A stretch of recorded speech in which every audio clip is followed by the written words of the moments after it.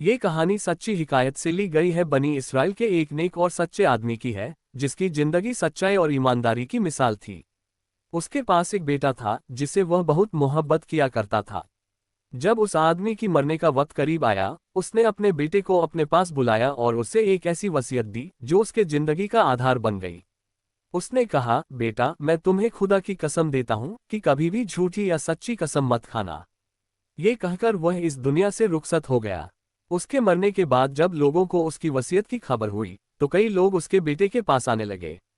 हर कोई दावा करता कि उसके बाप पर उसका इतना इतना कर्ज था। वह बेटा, जो अपने पिता की वसीयत और उनकी सच्चाई की इज्जत करता था, बिना सवाल किए हर दावेदार को उसकी मांग के मुताबिक पैसे देता गया। वह अपने बाप के नाम को बदनाम नहीं होने देना चाहता था, लेकिन इस नेकी ने उसे धीरे धीरे पूरी तरह से कंगाल कर दिया। उसके पास कुछ भी नहीं बचा। आखिरकार जब उसके पास रोजी रोटी का कोई जरिया न रहा, तो वह अपनी बीवी और 2 बच्चों को लेकर अपने वतन को छोड़कर निकल पड़ा। वे एक नदी के किनारे पहुंचे और एक नाव में सवार हो गए। लेकिन होना कुछ और ही मंजूर था। कश्ती दरिया की लहरों में फंस गई और टूट गई। लहरों ने उनको तितर बितर कर दिया। वह आदमी, उसकी बीवी और दोनों बच्चे अलग अलग तख्तों पर सवार होकर नदी की लहरों के हवाले हो गए।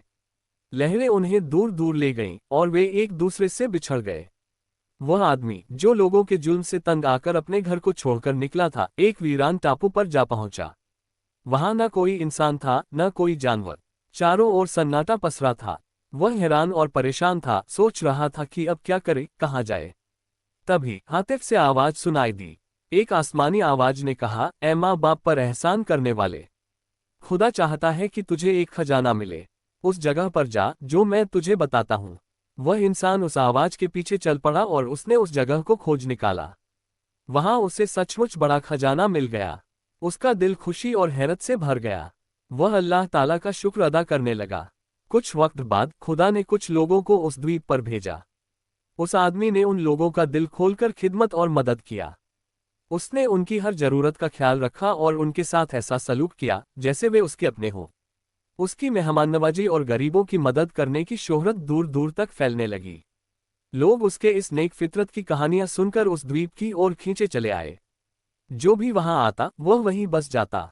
धीरे धीरे वह वीरान द्वीप एक आबाद शहर में बदल गया। उस आदमी की सखावत और खिदमत ने उसे उस द्वीप का बादशाह बना दिया, जिसका नाम हर जुबान पर था। उसी दौरान उसके बड़े बेटे को, जो नदी की लहरों में अपने परिवार से बिछड़ गया था, उस जजीरा के बादशाह की कहानियां सुनने को मिली। उसने सुना कि एक आदमी ने अपनी सखावत और नेकी से एक वीरान द्वीप को आबाद कर दिया है। ये सुनकर वह खुशी से भर गया और उस द्वीप की ओर चल पड़ा। लंबे और मुश्किल सफर के बाद वह उस द्वीप पर पहुंचा। बादशाह ने उसकी बड़ी इज्जत की और उसे अपने खास लोगों में शामिल कर लिया। लेकिन दोनों एक दूसरे की असलियत से अनजान रहे। उन्हें नहीं पता था कि वे बाप और बेटे हैं। कुछ वक्त बाद उसके छोटे बेटे को भी उस बादशाह की खिदमत गुजारी की खबर मिली। वह भी उस द्वीप की तरफ चल पड़ा। वहां पहुंचकर उसे भी बादशाह की खिदमत में जगह मिली। अब दोनों भाई एक ही जगह थे, लेकिन उन्हें भी नहीं पता था कि वे सगे भाई हैं। अब उस बादशाह की बीवी की बात सुनिए। वह नदी में बिछड़ने के बाद कहीं और जा बसी थी और उसने किसी दूसरे आदमी से शादी कर ली थी। उसका दूसरा शौहर भी उस बादशाह की सखावत की कहानियां सुनकर मुतासिर हुआ। वह अपनी बीवी को लेकर उस द्वीप की ओर चल पड़ा। जब वे द्वीप के पास पहुंचे तो उसने अपनी बीवी को नाव में छोड़ दिया और कुछ तोहफे लेकर बादशाह से मिलने गया। बादशाह ने उसकी मेहमान नवाजी किया और उसे रात वहीं रुकने को कहा। उस आदमी ने बताया कि उसकी पत्नी नाव में अकेली है।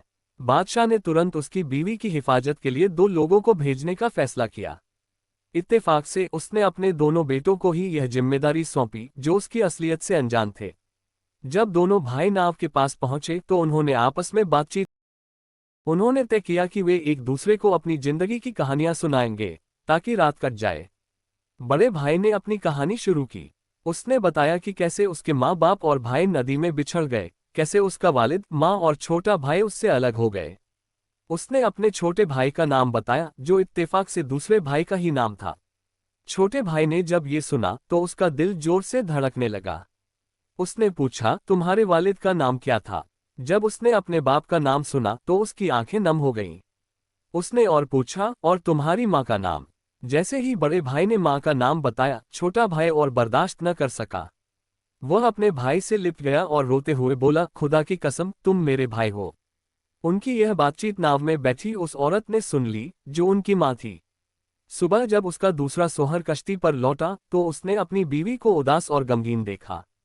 उसे शक हुआ कि शायद उन पहरेदारों ने कोई गलत हरकत की है। गुस्से में वह बादशाह के पास गया और सारी बात बताई। बादशाह ने दोनों भाइयों और उस औरत को अपने सामने बुलाया। उसने औरत से पूछा, बताओ तुम्हें इनसे क्या शिकायत है। औरत ने कहा, महज इनसे कहें कि वे रात की बातें दोहराएं। बादशाह ने दोनों भाइयों को अपनी कहानी दोहराने का हुक्म दिया। जब भाइयों ने अपनी कहानी सुनाई तो बादशाह का दिल धड़क उठा। वह अपने तख्त से उठा और दोनों भाइयों को गले लगाकर बोला, खुदा की कसम तुम मेरे बेटे हो। उसी पल वह औरत भी बेकाबू हो गई और चीख पड़ी, खुदा की कसम मैं इन दोनों की मां हूं। उस पल में वह खानदान जो सालों पहले बिछड़ गया था एक बार फिर मिल गया। यह अल्लाह की कुदरत का कमाल था, जिसने अपने बाप की वसीयत को अपने जिंदगी में उतारा था। ये कहानी सच्चाई, सब्र और अल्लाह की कुदरत की ताकत को दिखाता है।